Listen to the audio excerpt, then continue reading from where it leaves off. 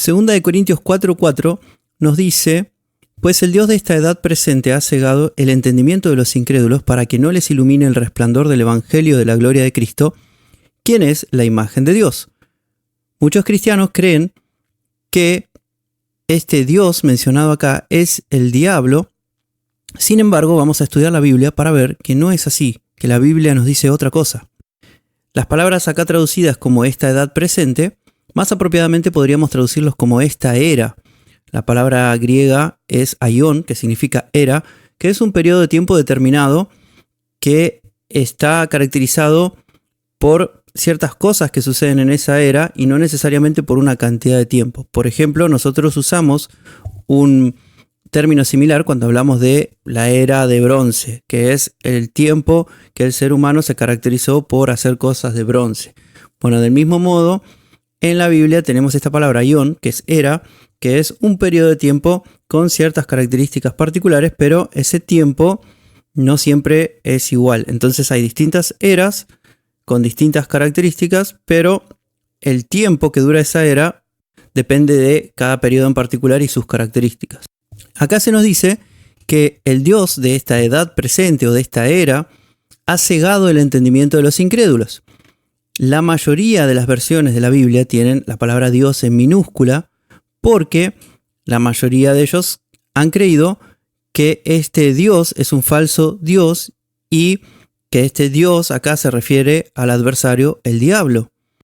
Por ejemplo, en el comentario de la Revised English Version, John Schoenheit, el comentarista, dice que esta frase enfatiza el gobierno del calumniador sobre esta era y la adoración asociada con este. Otro comentarista, A.T. Robertson, dice lo siguiente: Satanás es el Dios de esta era, una frase que no se encuentra en ningún otro lado en el Nuevo Testamento, pero Jesús usó la misma idea en Juan 12:31, 14:30 y Pablo en Efesios 2:2, 6:12 y Juan en 1 Juan 5:19. Satanás dijo gobernar el mundo en las tentaciones que le hizo a Jesús. Y acá se cita Lucas 4, del 5 al 7, donde dice: al llevarle a una altura, le mostró todos los reinos de la tierra en un momento. Y el diablo le dijo: a ti te daré toda autoridad y la gloria de ellos, porque a mí me ha sido entregada y la doy a quien yo quiero. Por eso, si tú me adoras, todo será tuyo. El diablo le dijo a Jesús que le iba a dar toda la autoridad y la gloria de todos los reinos de la tierra, porque le había sido entregada a él. Uniendo este pasaje con lo dicho en 2 Corintios 4:4 y otros textos que cita Robertson, sale la idea de que el diablo controla todos los reinos de este mundo y que él es el Dios de esta era.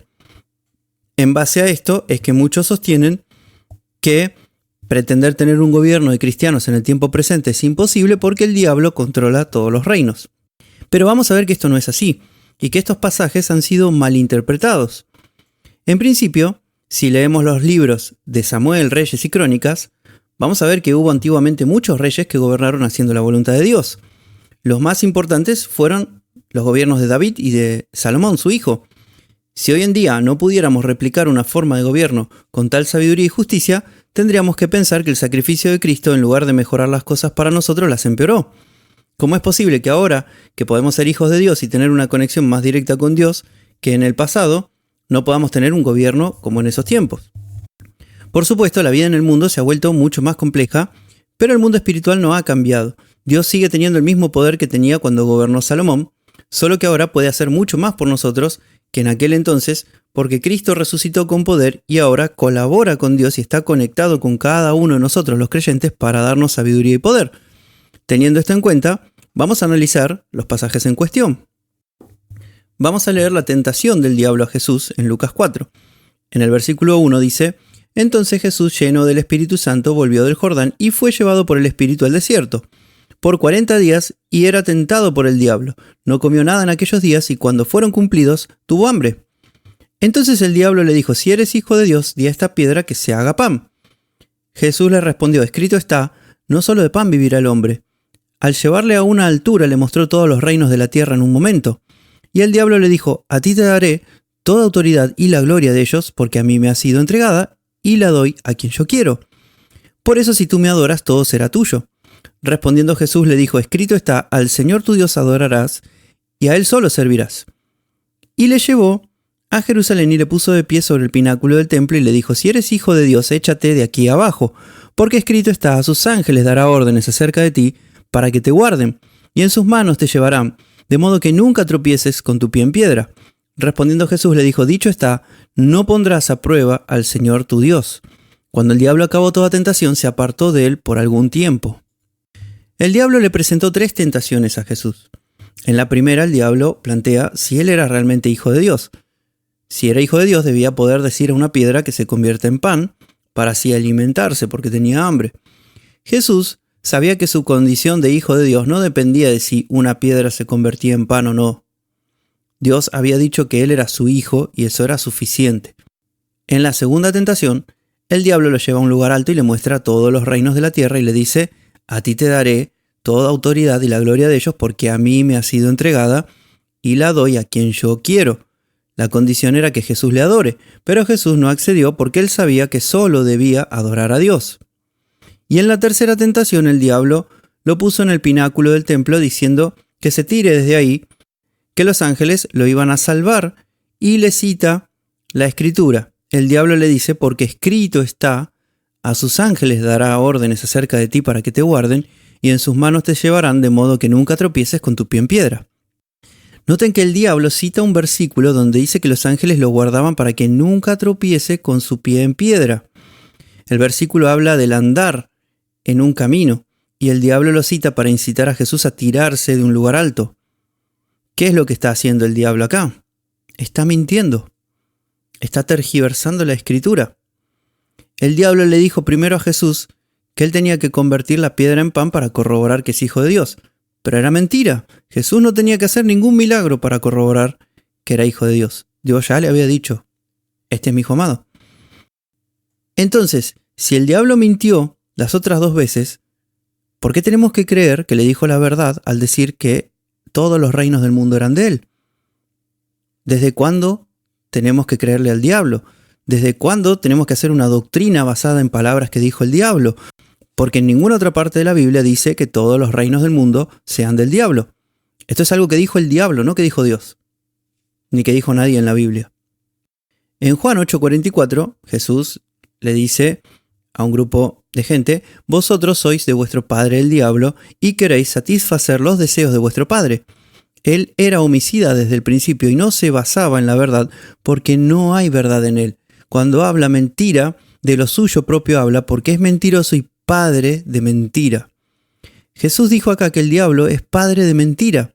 Entonces, ¿cómo podemos creer que era verdad lo que le dijo a Jesús, de que a él le habían sido dados todos los reinos del mundo? Quizá su declaración tenía algo de verdad, pero no podemos confiar en que sus declaraciones fueran 100% verdad. Todo lo contrario, conociendo la naturaleza del diablo, no podemos creerle nada. Es posible, sí, que muchos reinos del mundo hayan estado bajo el poder del diablo porque los gobernantes eran impíos, pero no sabemos si todos realmente estaban bajo su poder. Y, como dije antes, no podemos confiar en sus palabras. Por otro lado, aquellos reinos que estaban bajo su poder, ¿quién se los entregó? Hay quienes argumentan que cuando Adán cayó, entregó el poder del mundo al adversario y que ahí es donde él obtuvo ese poder sobre todos los reinos del mundo. Pero esto es nuevamente una mala interpretación de la Biblia unido a un poco de imaginación de parte de la gente, porque la Biblia no dice tal cosa. En Génesis 9, 1 y 2 leemos: entonces Dios bendijo a Noé y a sus hijos y les dijo: sed fecundos, multiplicaos y llenad la tierra. El temor y el miedo de vosotros estará en todos los animales de la tierra, en todas las aves del cielo, en todo lo que se desplaza en la tierra y en todos los peces del mar. En vuestras manos son entregados. Dios entregó la autoridad sobre la tierra a Noé luego del diluvio. Así que claramente no estaban bajo el gobierno del adversario, del diablo. Entonces, ¿cómo es que un gobierno pasa a ser entregado al diablo? Y la respuesta es sencilla. Cuando un gobernante actúa para el diablo, o bajo su influencia, que no cree en Dios o que está en idolatría, ese gobierno está entregado al diablo. Pero eso no significa que todos los gobiernos sean así y que todos estén controlados por el diablo, porque si un gobernante es creyente, ama a Dios y quiere hacer las cosas para Dios, ese gobierno va a estar entregado a Dios y no entregado al diablo. Pensar que todos los gobiernos del mundo están bajo el poder del diablo y que no podemos cambiar nada hasta que Jesús venga a gobernar la tierra es un pensamiento que trae gran ganancia al diablo mismo, porque hace que los creyentes no quieran involucrarse en un cambio de autoridades en sus naciones, y eso obviamente le da más lugar a la maldad y a la corrupción que el diablo intenta insertar en las posiciones de autoridad del mundo. Ahora analicemos nuevamente 2 Corintios 4:4. Dice: pero el Dios de esta edad presente o de esta era ha cegado el entendimiento de los incrédulos para que no les ilumine el resplandor del evangelio de la gloria de Cristo, quien es la imagen de Dios. Ya vimos que los comentarios de Robertson y Schoenheit, por dar algunos ejemplos, pero muchos otros también dicen lo mismo, dicen que este Dios es el diablo mismo. Y de hecho, muchas versiones de la Biblia concuerdan con esta idea porque ponen la palabra Dios con minúscula. La frase que la Reina Valera actualizada traduce Dios de esta edad presente, en griego es ho theos tou aionos touto. Literalmente se traduciría el Dios de la era presente o el Dios de la era esta. En el griego antiguo no había separación entre palabras, no había puntuación y no había diferencia entre mayúsculas y minúsculas. Todas las letras eran mayúsculas. La palabra griega para Dios, theos, se usaba tanto para referirse al Dios verdadero como a los dioses paganos. O sea, los paganos usaban la misma palabra theos para referirse a dioses paganos. Pero en la Biblia se usa theos para referirse al Dios verdadero. En la Biblia no vamos a encontrar ningún uso de esta palabra griega theos refiriéndose al diablo. Si en este pasaje de 2 Corintios 4:4 theos se refiere al diablo, sería el único uso, porque no hay ningún otro uso. Robertson cita Juan 12:31 y 14:30, Efesios 2:2 y 6:12 y 1 Juan 5:19 para justificar esto que él dice de que el diablo es el Dios de esta era, pero en ninguno de esos pasajes, si quieren después búsquenlo y léanlo, en ninguno de esos pasajes se dice que el diablo sea un Dios. En Juan 12:31 y Juan 14:30 Jesús llama al diablo el príncipe de este mundo, no el Dios, príncipe. Y la palabra mundo aparte no es aion, que es era, sino que es cosmos, que se refiere al mundo o a la organización del mundo. En Efesios 2:2 Pablo llama al diablo el príncipe de la potestad del aire. Esta palabra príncipe significa principal, gobernador, jefe, significa eso, pero no usa la palabra Dios. Y en Efesios 6:12 se dice que tenemos lucha contra principados, autoridades, gobernantes de estas tinieblas, pero en ningún momento se usa la palabra Dios. En ningún lado en la Biblia el diablo es llamado un Dios, ni siquiera se lo llama un falso Dios. Por eso sería muy, muy extraño que haya un solo versículo de la Biblia en el que el diablo sea llamado un Dios, como acá 2 Corintios 4:4. Pero si el diablo no es el Dios de esta era, entonces ¿de quién está hablando Pablo en este versículo? Y la pregunta se va a contestar sola leyendo otros versículos de la Biblia. Daniel 2:20 nos dice: Daniel habló y dijo: sea bendito el nombre de Dios desde la eternidad hasta la eternidad, porque suyos son la sabiduría y el poder. Él cambia los tiempos y las ocasiones, quita reyes y pone reyes, da sabiduría a los sabios y conocimiento a los entendidos. Daniel 6:26 de parte mía es dada la orden de que en todo el dominio de mi reino tiemblen y teman delante del Dios de Daniel, porque Él es el Dios viviente, que permanece por la eternidad. Su reino es un reino que no será destruido y su dominio dura hasta el fin. Entonces Daniel nos dice que Dios, nuestro Dios, el Dios verdadero, es Dios en todos los tiempos. No hay un Dios diferente, ni en esta era, ni en ninguna otra era. Dios tiene la completa soberanía del mundo en todas las eras, y Él es quien da sabiduría a los sabios y conocimiento a los entendidos. Primera de Timoteo 1:17 dice: por tanto, al Rey de los siglos, al inmortal, invisible y único Dios, sean la honra y la gloria por los siglos de los siglos. Amén. Y la palabra siglos acá en griego es aion, la misma palabra que edad o era en 2 Corintios 4:4, solo que está en plural. Pablo está diciendo que Él es Rey en todas las eras. es y siempre ha sido Dios el Rey de todas las eras, y a Él es la honra por las eras de las eras, dice acá. ¿Cómo podría Pablo decir acá que Dios es el Rey de las eras y a la vez haber dicho en otra parte que el diablo es el Dios de esta era? No tiene sentido. Judas 1.25 dice: al único Dios, nuestro Salvador, por medio de Jesucristo nuestro Señor, sea la gloria, la majestad, el dominio y la autoridad desde antes de todos los siglos, ahora y por todos los siglos. Y acá la palabra siglos nuevamente es la palabra en griego aion, eras. Judas reafirma lo que venimos viendo.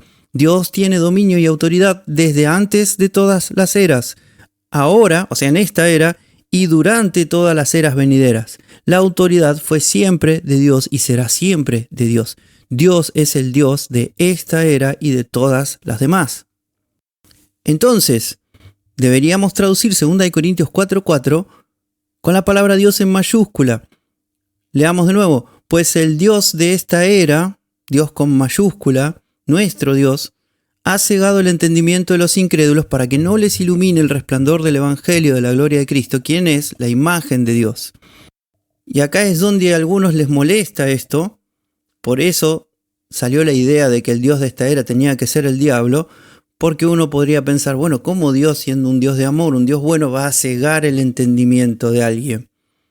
¿Cómo es que Dios puede hacer algo así para que la gente no crea y no se les ilumine el Evangelio, el resplandor del Evangelio de la gloria de Cristo? Bien, estudiamos esto, pero ya tenemos en claro que el Dios de esta era es Dios.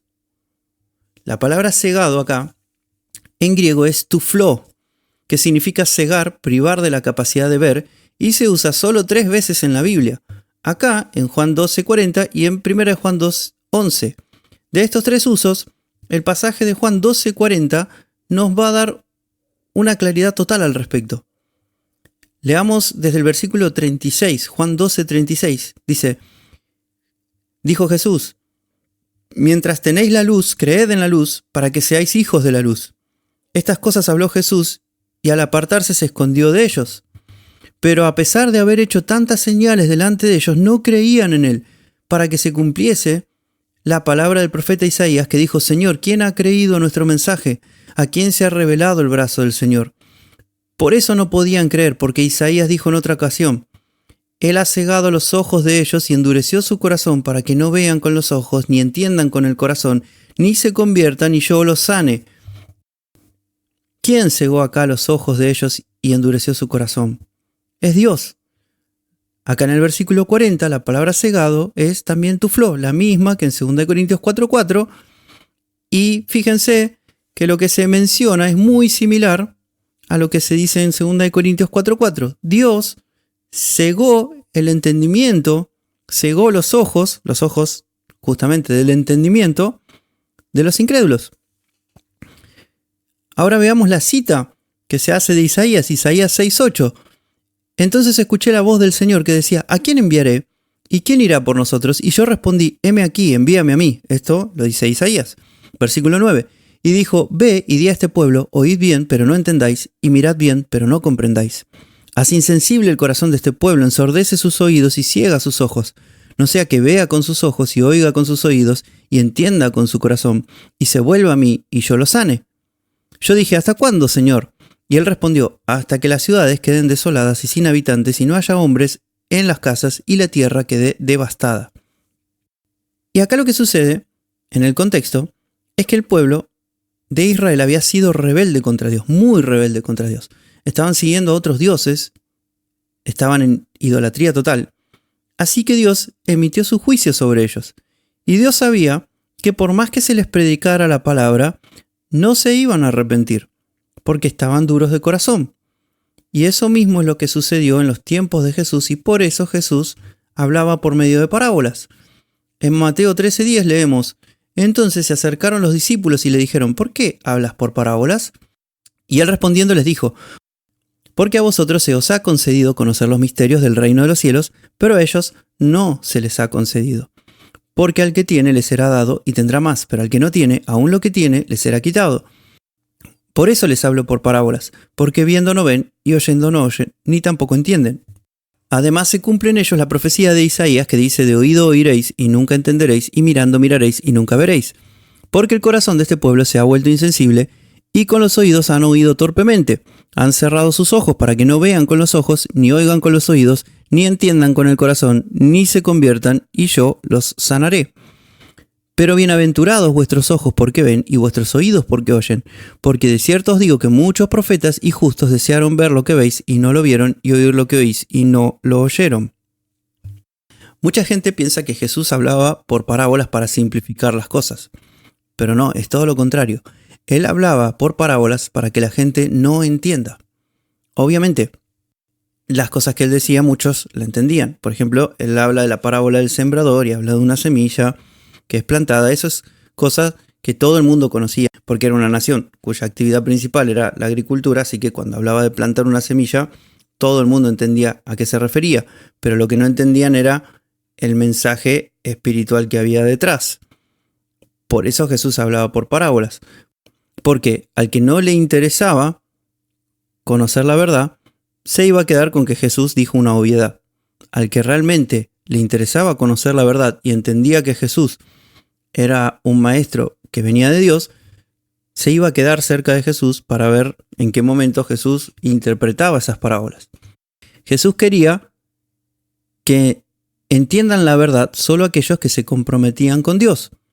Por eso a los discípulos que se acercaban a Jesús en la intimidad, Jesús les explicaba todas las cosas, pero a los que solo iban a Jesús para ver milagros y sanidades, Él les hablaba por parábolas, y entonces ellos no entendían el mensaje, por lo cual no podían creer correctamente y así no se arrepentían y recibían salvación. Lo que podemos ver es que Dios mismo fue el encargado de cegar a los incrédulos, no porque Dios no quiera que la gente reciba salvación, sino porque Él no está interesado en darle conocimiento a quien no le respeta y no le ama. Uno primero respeta a Dios y después viene la sabiduría. Por eso Proverbios 1.7 dice: el temor de Jehová es el principio del conocimiento, los insensatos desprecian la sabiduría y la disciplina. El temor de Jehová se refiere al respeto, a la reverencia hacia Dios. Considerar a Dios como Dios y no como cualquier cosa. Si yo no tengo ese respeto, esa reverencia hacia Dios, Dios no me va a dar conocimiento. El principio, la puerta de entrada al verdadero conocimiento, el conocimiento de Dios, es tener ese respeto por Dios. Si una persona no está interesada en Dios, no va a tener el conocimiento, va a tener los ojos cegados. Ahora bien, teniendo esto en mente, leamos el contexto de 2 Corintios 4:4. Leamos el capítulo 3 para entender de qué venía hablando el apóstol Pablo. En 2 Corintios 3:6 leemos: Él mismo nos capacitó como ministros del nuevo pacto, no de la letra, sino del espíritu, porque la letra mata, pero el espíritu vivifica. Cuando dice nos capacitó, Pablo está hablando de él y sus colaboradores que estaban predicando la palabra de Dios. No está hablando de todos los creyentes, está hablando de él y los que estaban predicando. Entonces dice que Jesús los capacitó como ministros de un nuevo pacto, no de letra, sino del espíritu, porque la letra mata, pero el espíritu vivifica. Y versículo 7 sigue diciendo: y si el ministerio de muerte grabado con letras sobre piedras vino con gloria, tanto que los hijos de Israel no podían fijar la vista en el rostro de Moisés a causa de la gloria de su rostro, la cual se había de desvanecer, ¿cómo no será con mayor gloria el ministerio del Espíritu? Porque si el ministerio de condenación era con gloria, cuánto más abunda en gloria el ministerio de justificación. Pues lo que había sido glorioso no es glorioso en comparación con esta excelente gloria. Porque si lo que se desvanecía era por medio de gloria, cuánto más excede en gloria lo que permanece. Así que, teniendo tal esperanza, actuamos con mucha confianza, no como Moisés, quien ponía un velo sobre su cara para que los hijos de Israel no se fijaran en el fin de lo que se estaba desvaneciendo. Sin embargo, sus mentes fueron endurecidas, pues hasta el día de hoy, cuando leen el antiguo pacto, el mismo velo sigue puesto porque solo en Cristo es quitado. Aún hasta el día de hoy, cada vez que leen a Moisés, el velo está puesto sobre el corazón de ellos, pero cuando se conviertan al Señor, el velo será quitado. ¿Qué es lo que está diciendo el apóstol Pablo acá? Está hablando acerca de los israelitas que no entienden la verdad de Dios en cuanto a su obra de salvación en Cristo. Estos habían endurecido su corazón, así que aunque leían la ley de Moisés, no la comprendían, no comprendían que la ley de Moisés y que todo el Antiguo Testamento apuntaba a Cristo, a la necesidad del Salvador y que Cristo era ese Salvador. Tienen un velo puesto en su corazón, algo que tapa sus ojos para que no vean la verdad. Y Pablo dice que cuando ellos se conviertan al Señor, se conviertan a Cristo, ese velo es quitado. Quien quita ese velo es Dios mismo, pero lo quita en aquellos que se acercan de corazón a Él y que creen en Jesús como Señor. Y el resto se mantiene con ese velo, queda cegado, para que no les ilumine la gloriosa luz de Cristo. De esto viene hablando 2 Corintios 4:4. Proverbios 2:1 dice: Hijo mío, si aceptas mis palabras y atesoras mis mandamientos dentro de ti, si prestas oído a la sabiduría e inclinas tu corazón al entendimiento, si invocas a la inteligencia y al entendimiento llamas a gritos, si como a la plata la buscas y la rebuscas como a tesoros escondidos, entonces entenderás el temor de Jehová y hallarás el conocimiento de Dios, porque Jehová da la sabiduría y de su boca provienen el conocimiento y el entendimiento. Entonces Dios es quien da la sabiduría. Pero como vemos, Él da la sabiduría a quienes la buscan de corazón. Él no da conocimiento de su verdad a cualquiera. Él no llena de sabiduría a quien no le respeta y le ama. Por eso podemos comprender claramente que el Dios de esta era de 2 Corintios 4:4 no es el diablo, es Dios mismo, el que siempre fue Dios de esta y de todas las eras. Romanos 11:7. ¿Qué pues? Lo que Israel busca, esto no lo alcanzó, pero los elegidos sí lo alcanzaron, y los demás fueron endurecidos. Como está escrito, Dios les dio espíritu de estupor, ojos para no ver y oídos para no oír, hasta el día de hoy. ¿Ven? Dice lo mismo. 1 Corintios 1:20. ¿Dónde está el sabio? ¿Dónde está el escriba? ¿Dónde está el disputador de esta edad presente? ¿No es cierto que Dios ha transformado en locura la sabiduría de este mundo? Sin dudas, el diablo engaña a las personas, les miente para que se desvíen de la verdad de Dios. No obstante, cada uno de nosotros es responsable de elegir, y si se nos presenta la oportunidad de conocer a Dios y conocer su verdad, y endurecemos nuestro corazón, yendo contra su voluntad, puede pasar que Dios mismo nos cierre el camino del entendimiento, hasta el momento en que nuestro corazón deje de estar endurecido y lo acepte a Él como Dios y a Cristo como Señor. Teniendo en cuenta todo esto visto, vemos que el diablo no es el Dios de esta era, no tiene poder de controlar todos los gobiernos del mundo, a menos que los gobernantes lo pongan bajo su control. El diablo, dice la Biblia, es el príncipe de este mundo. Esto nos muestra que sin dudas es un ser poderoso y con autoridad y lleno de maldad, pero él no controla todo. Dios sigue siendo el mismo que en el pasado, su amor, bondad y poder no cambian, pero en Cristo nos ha dado nuevas capacidades para hacer su voluntad en la tierra. Si Él en el pasado pudo establecer gobiernos de justicia en este mundo caído, sin dudas todavía puede hacerlo hoy. Todo depende que la gente ame a Dios y quiera servirle en puestos de autoridad, y también que haya un pueblo que ame a Dios, que respete a Dios y que también sea constante en la oración. En esta era presente no vamos a tener ningún país con un gobierno perfecto, pero sin lugar a dudas es posible que tengamos naciones más justas y prósperas si como pueblo hacemos la voluntad de Dios y si hay gobernantes que quieren hacer la voluntad de Dios. Entonces, si hay un buen gobierno y hay un pueblo que ama a Dios, podemos tener probablemente vidas más tranquilas y más justas, entre tanto que esperamos el futuro gobierno de Jesús, que ese sí va a ser perfecto. Mientras tanto, no vamos a tenerlo perfecto, pero podríamos tener algo mejor, teniendo en cuenta que el diablo no lo controla todo y que Dios sigue siendo el Dios de esta era y de todas las eras.